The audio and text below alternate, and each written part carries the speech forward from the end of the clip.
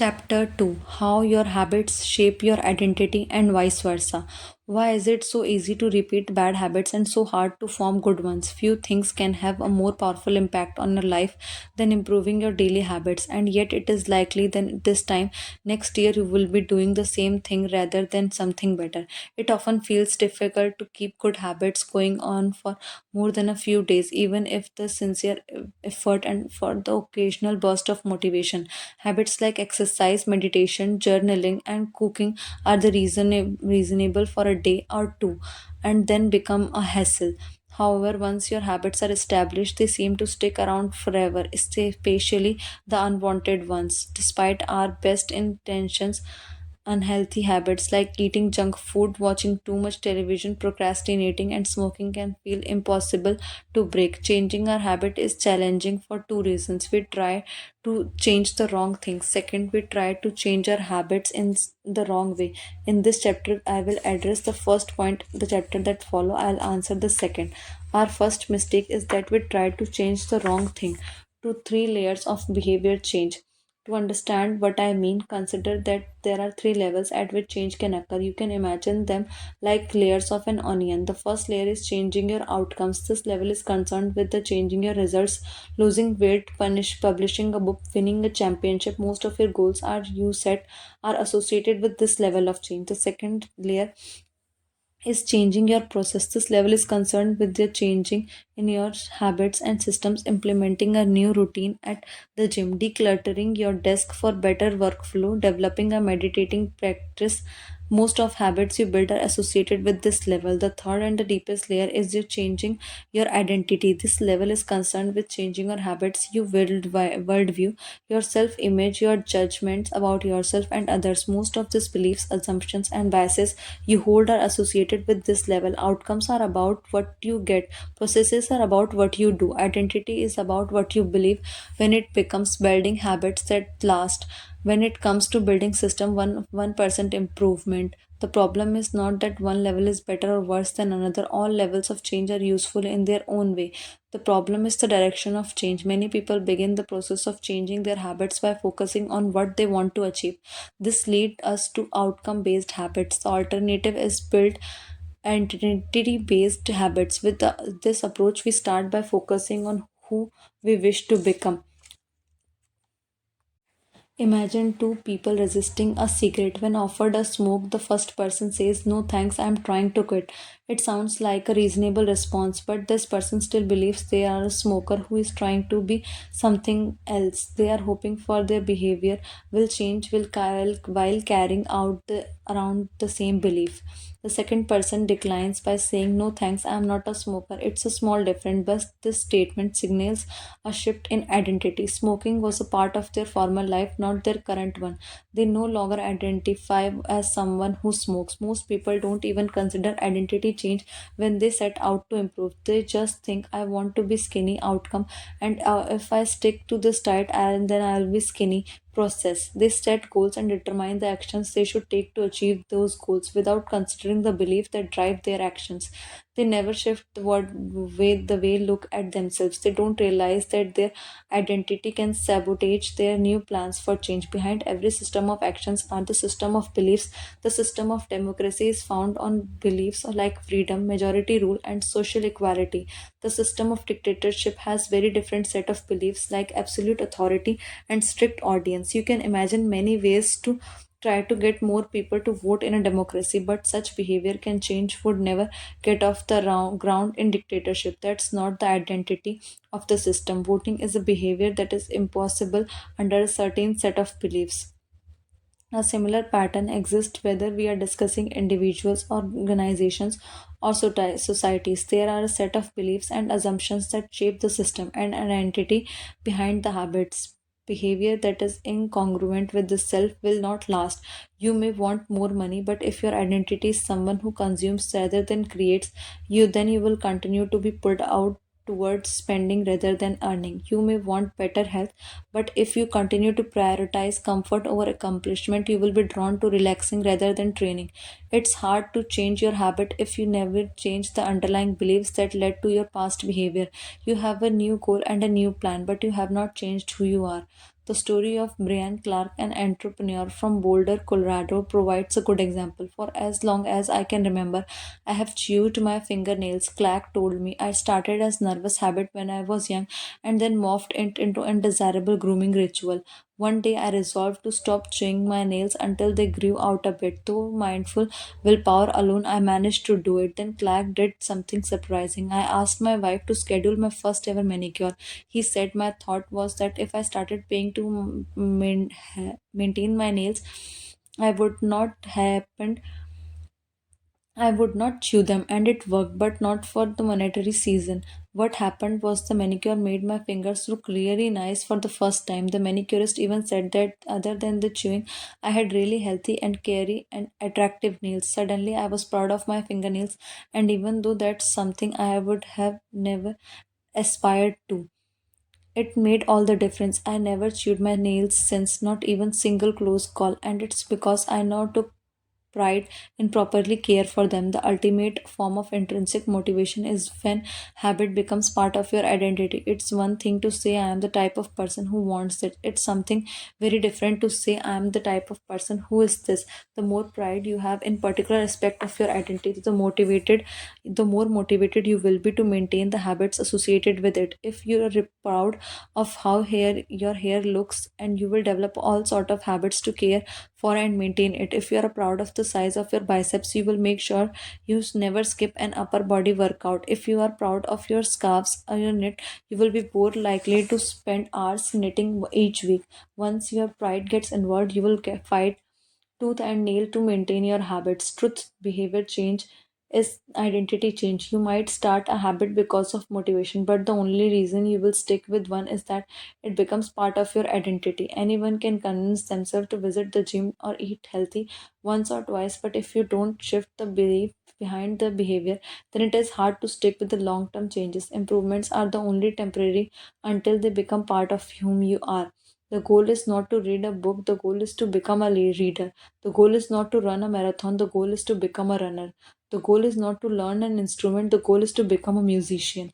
Your behaviors are usually the reflection of your identity. What you do is an indication of the type of person you believe that you are, either consciously or non consciously. Research has shown that once a person believes a particular aspect of their identity, they are more likely to act in alignment with that belief. For example, people who identified as being a voter were more likely to vote than those who simply claimed voting as an action they wanted to perform. Similarly, the person who incorporates exercise into their identity does not have to convince themselves to train. Doing the right thing is easy. After all, when your behavior and your identity are fully aligned, you are no longer pursuing a behavioral change. You are simply acting like the type of person you already believe yourself to be. Like all aspects of habit information, this too is a doubly edged sword. When working for you, identity change can be powerful force for self improvement. When working against you, though, identity change can be a curse. Once you have adopted an identity, it can be easy to let your allegiance to it impact your ability to change. Many people walk through life in cognitive slumber, blindly following norms attached to their identity. I am terrible with directions. I am not a morning person. I am bad at remembering people's name. I am always late. I am not good with technology. I am horrible at maths and a thousand other variations. When you have repeated a story of yourself for years, it is easy to slide into these mental groups and accept them as a fact. In a time you begin to resist certain actions because that's not who I am. There is an internal pressure to maintain your self-image and behave in a way that is consistent with your beliefs. You find whatever you can to avoid contradicting yourself. The more deeply a thought or action is tied to your identity, the more difficult it is to change it. It can feel comfortable to believe what your culture believes, group identity, or to do what upholds your self image, personal identity, even if it's wrong. The biggest barrier to positive change at any level, individual, team, society, is the identity conflict. Good habits can make rational sense, but if they conflict with your identity, you will fail to put them into action. Any given day, you may struggle with your habits because you are too busy or too tired or too overwhelmed or hundred of others reasons. Over the long run, however, the real reason you fail to stick with habits is that if your self image gets in the way. That this is why can't to get too attached to one version of your identity. Progress requires unlearning. Becoming the best version of yourselves require you to continuously edit yourself and to upgrade and expand your identity. This brings us to an important question. If your beliefs and worldview play as such an important role in your behavior, what do they come from in this first place? How exactly is your identity formed? And how can you emphasize new aspects of your identity that serve you and gradually erase the pieces that hinder you? The two-step process to changing your identity. Your identity emerges out of your habits. You are not born with preset beliefs. Every belief, including those about yourself, is learned and conditioned through experience. More precisely, your habits are how you embody your identity. When you make your bed each day, you embody the identity of organized person. When you write each day, you embody the identity of a creative person. When you train each day, you embody the identity of an athletic person. The more you repeat a behavior, the more you reinforce the identity associated with that behavior. In fact, the word identity was originally derived from the Latin words essentities, which means being identity with, which means repeatedly. Your identity is literally your repeated beginners. Whatever your identity is right now, you only believe it because you have proof of it. If you go to church every Sunday for 20 years, you have an evidence that you are religious. If you study biology for 1 hour every night, you have evidence that you are studious. If you go to gym every when it even when it's snowing, you have evidence that you are committed to fitness. The more evidence you have for a belief, it the more strongly you will believe it.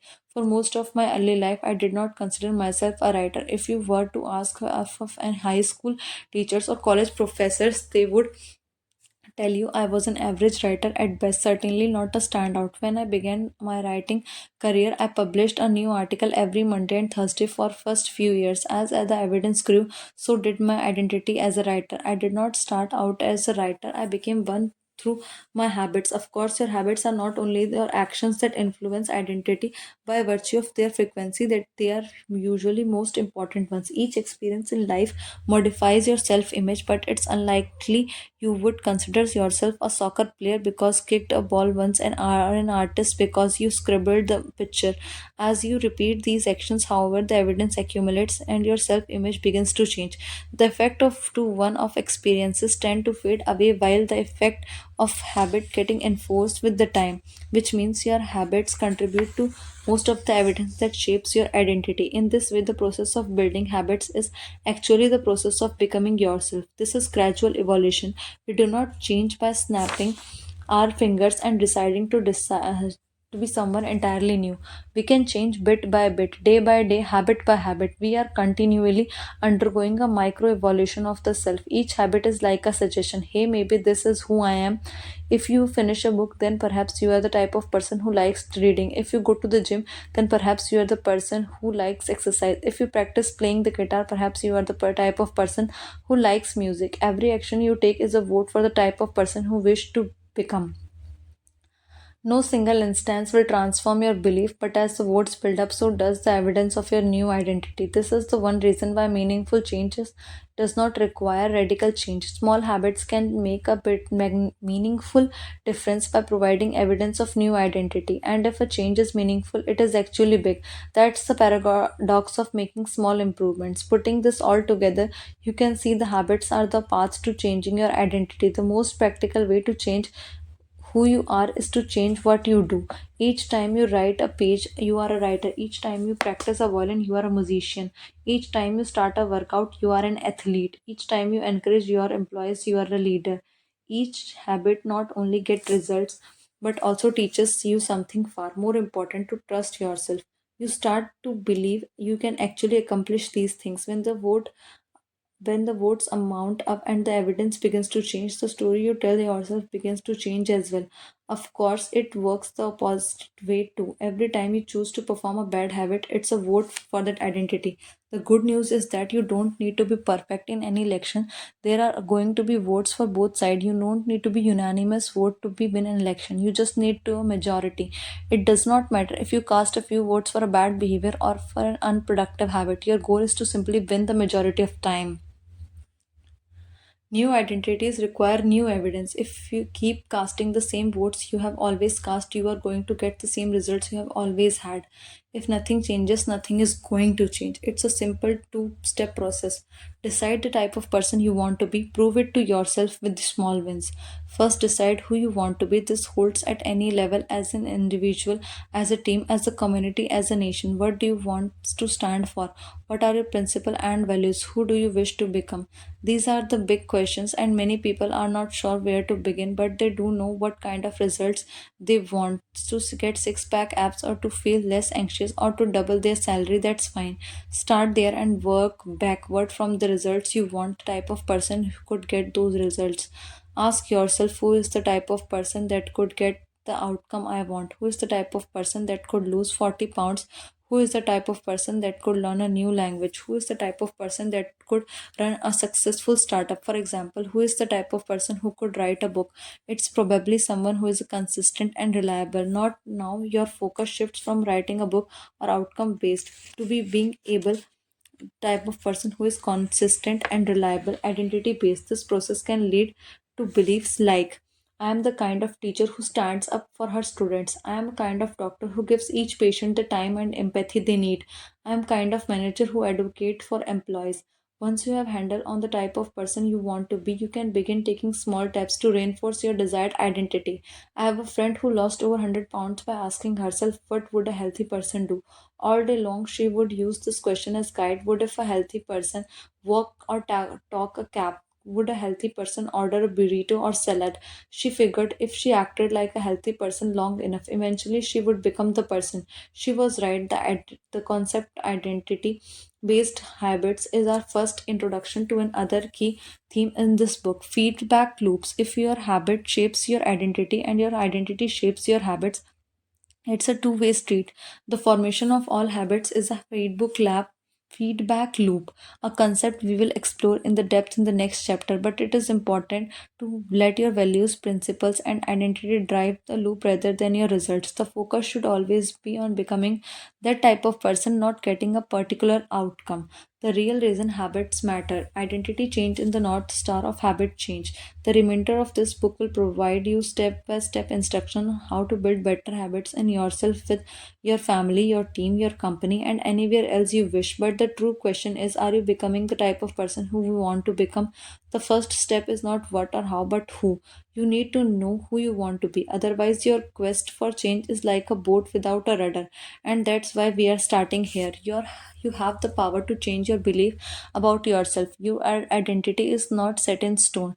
You have a choice in every moment. You can choose the identity you want to reinforce today with the habits you choose today. And this brings us to the deeper purpose of this book and real reason of habits matter. Building a better habit is not littering your day with life hacks. It's not about flossing one tooth each night, or taking the cold shower each morning, or wearing the same outfit each day. It's not about achieving external measures of success like earning each more money, losing weight, and reducing stress. Habits can help you achieve all of these things, but fundamentally, they are not about having something, they are about becoming someone. Ultimately, your habits matter because they help you become the type of person you wish to be. They are channel through which you develop your deepest beliefs about yourself. Quite literally, you become your habit.